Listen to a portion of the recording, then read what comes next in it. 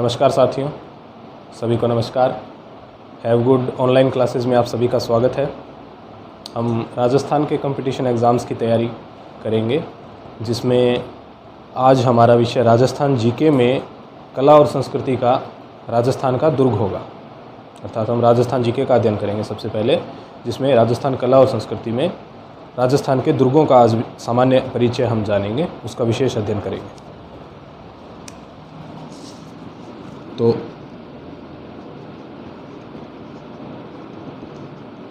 राजस्थान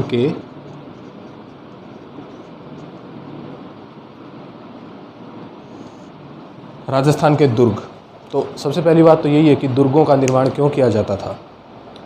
हमें पता है प्राचीन समय में राजा महाराजा के समय में जब दुश्मन एक दूसरे राज्य पर आक्रमण करते थे, तो दुर्ग विशेष रूप से अपनी सुरक्षा के लिए बनाए जाते थे। अपने और अपने राज्य की सुरक्षा के लिए दुर्गों का निर्माण किया जाता था। तो दुर्गों को बनाने का विशेष प्रमुख कारण या विशेष उद्देश्य होता था सुरक्षा, अर्थात दुर्ग सुरक्षा की दृष्टि से बनाए जाते थे। तो ये एक सामान्य परिचय हुआ कि दुर्ग क्यों बनाए जाते थे। अब हम राजस्थान के संदर्भ में बात करें तो सबसे प्राचीनतम समय से शुरू करें तो राजस्थान में दुर्गों का प्राचीनतम साक्ष्य कि अर्थात सबसे पहले दुर्ग राजस्थान में किस जगह से संबंधित रहे हैं। दुर्गों का राजस्थान में प्राचीनतम साक्ष्य कहीं मिलता है तो वो है कालीबंगा सभ्यता। जब हम राजस्थान का इतिहास पढ़ेंगे तो उसमें भी आएगा, प्राचीन राजस्थान के इतिहास में, राजस्थान की सभ्यता में भी हम पढ़ेंगे कि कालीबंगा सभ्यता से दुर्ग का साक्ष्य मिला है।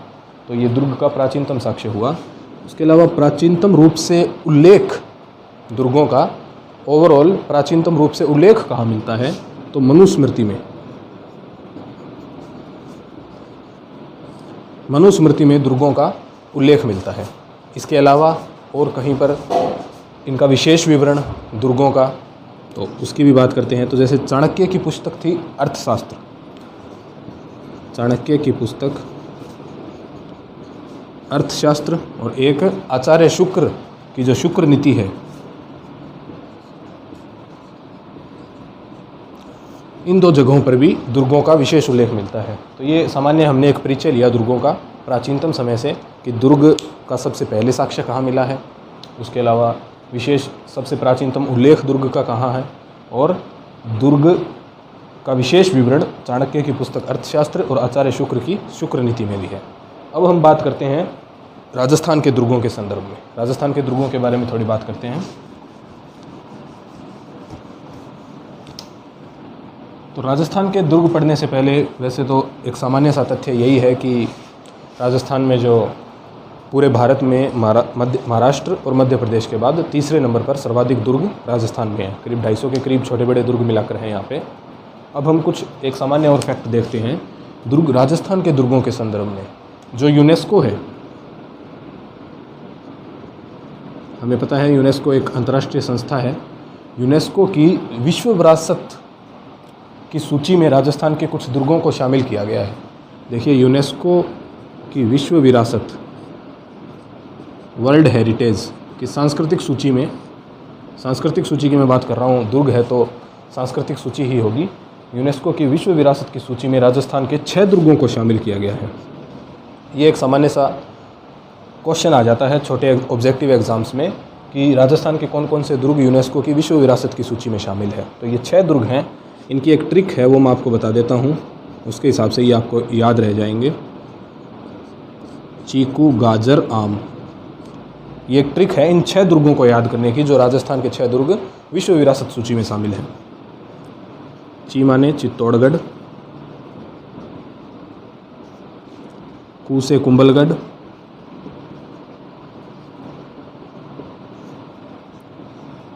गा से गागरोन, जय से जैसलमेर,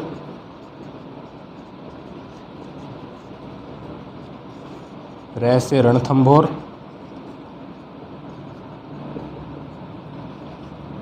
और आम से आमेर। तो ये एक और तथ्य हमने देखा कि राजस्थान के 6 दुर्ग यूनेस्को की विश्व विरासत की सूची में शामिल हैं। चीकू, गाजर, आम ट्रिक है। चित्तौड़गढ़, कुंभलगढ़, गागरोन, जैसलमेर, रणथंभौर और आमेर, ये 6 के 6 दुर्ग आपको याद रखने। चलिए नेक्स्ट बात करते हैं। तो अब हम सीधा एक एक करके राजस्थान के प्रमुख दुर्गों का अध्ययन करेंगे कि राजस्थान में मुख्य मुख्य कौन कौन से दुर्ग हैं, उनके बारे में जानेंगे। तो सबसे पहले शुरुआत सबसे बड़े और सबसे गौरवशाली इतिहास वाले दुर्ग से ही करेंगे, जो कि है चित्तौड़गढ़। पहला दुर्ग है हमारा चित्तौड़गढ़। चित्तौड़गढ़ के बारे में सामान्य बात करते हैं। तो इसके कुछ सबसे पहले तो देखते हैं कि ये कहाँ पर है। चित्तौड़गढ़ की स्थिति राजस्थान में कहाँ पर है, स्थिति की बात करते हैं।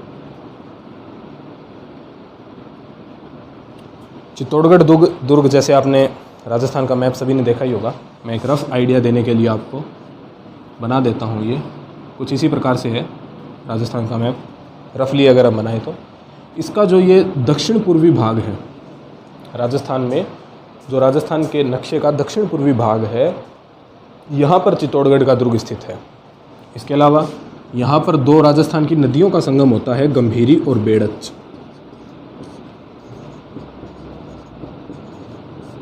गंभीरी और बेड़च नदियों के संगम स्थल के समीप मेसा के पठार पर,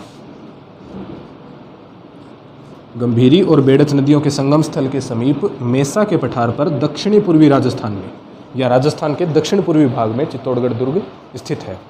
तो ये फैक्ट है, गंभीरी और बेड़च नदियों के संगम पर स्थित है, मेसा के पठार पर है और राजस्थान के दक्षिण पूर्वी भाग में है।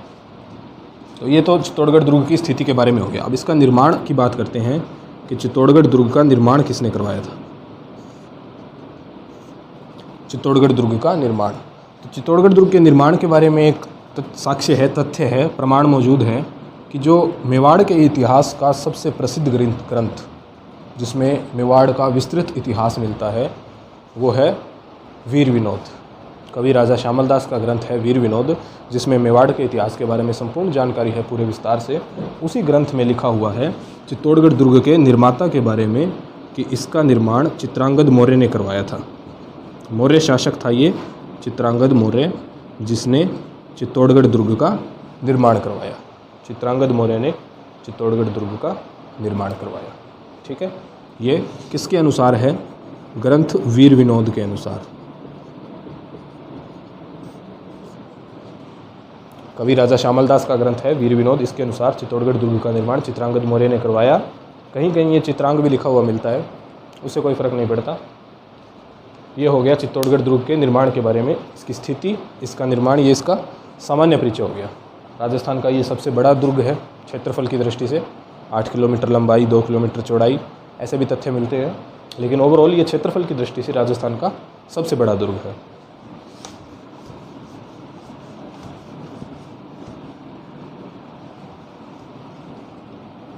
अब हम बात करते हैं चित्तौड़गढ़ दुर्ग में प्रवेश द्वार, इसके जो प्रवेश द्वार हैं इसमें प्रवेश करने के, उनके बारे में। तो चित्तौड़गढ़ दुर्ग के प्रवेश द्वार, तो 7 प्रवेश द्वार हैं इसके, 7 प्रवेश द्वार मिलते हैं, जिसमें पहला और या फिर मुख्य प्रवेश द्वार जिसको बोलते हैं मेन गेट, वो है पाड़नपोल। पाड़नपोल मुख्य प्रवेश द्वार है पहला। उसके बाद दूसरा भैरवपोल, तीसरा हनुमानपोल, चौथा लक्ष्मणपोल, पांचवा गणेशपोल, छठा रामपोल और अंतिम जोड़ला पोल। इनका क्रम याद रखने की कोई विशेष आवश्यकता नहीं है, बस ये याद रखिए कि ये मुख्य प्रवेश द्वार है पाड़नपोल। पाड़नपोल मुख्य प्रवेश द्वार है। उसके अलावा ये 6 दरवाजे हो रहे हैं, कुल 7 प्रवेश द्वार हैं चित्तौड़गढ़ दुर्ग के। अब बात करते हैं जिसके कारण चित्तौड़गढ़ का दुर्ग अति फेमस, बहुत ज़्यादा फेमस है अपने साकों के कारण। इसका जो गौरवशाली इतिहास रहा है, इसमें 3 बार साके हुए हैं, तो उसका हम अध्ययन करते हैं, जिससे क्वेश्चन भी बनता है।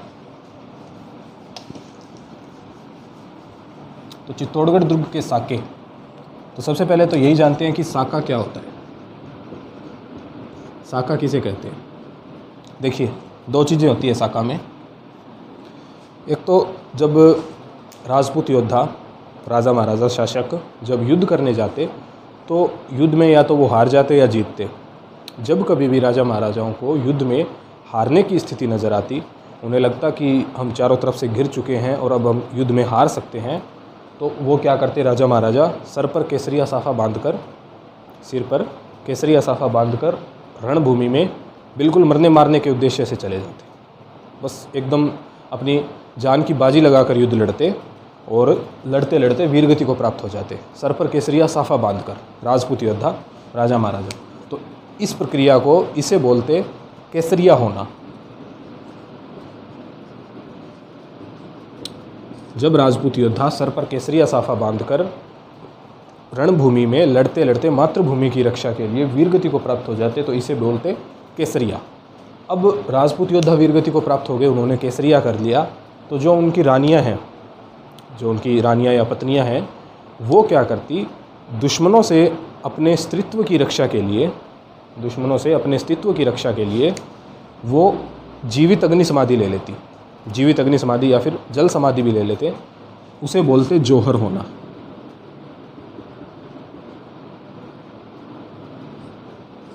तो ये दो प्रक्रियाएं होती युद्ध के समय, केसरिया और जौहर, ये दोनों मिला करके साका कहलाता। केसरिया और जौहर, साका। ठीक है, समझ गए। केसरिया अर्थात राजपूत योद्धा लड़ते लड़ते वीरगति को प्राप्त हो जाए, और जौहर उनकी पत्नियां, उनकी रानियां दुश्मनों से अपने रक्षा के लिए स्वयं अपने प्राणों की त्याग करते। तो ये होता जौहर। ये दोनों मिलाकर के बनते साका।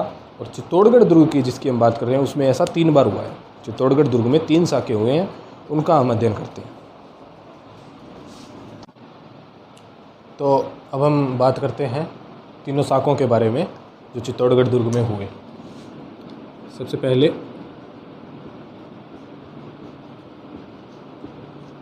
प्रथम साका, पहला साका हुआ 1303 ईस्वी में।